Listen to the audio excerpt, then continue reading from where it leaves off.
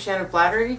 I'm an interactive installation artist. Almost 20 years ago, I started a nonprofit called Touchable Stories, an artist collaborative that built wild, elaborate, immersive environments for community to tell their history in their own words. And I mean, why even America is so successful? I mean, why is it the richest country in the world, you know? It's based on the fact that all these people came from somewhere else and made it something, you know? It's kind of... I think what this community will say is justice. And I said it gives me goosebumps.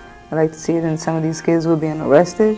I like to hear an apology from the police department, you know, admitting that, yeah, we've kind of been wrong.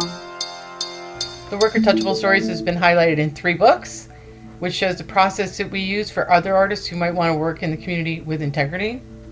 We've created 7 projects over the past 20 years, each one 2 to 3 years in the making.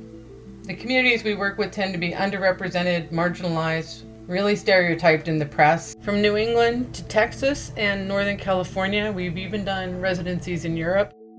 We've worked with Black, Latino, Native American, Cape Verdean, Sufi, Baha'i, Christian, communities brought together by faith, and alternative communities, riding freight trains, living on the road.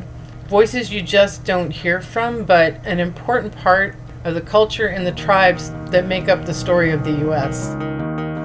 We've collected hundreds and hundreds of hours of oral history recordings, and the purpose of this Patreon site is to preserve those collections and to put them back out in the world for people to hear, editing a series of podcasts that can be downloaded to your computer or any mobile device.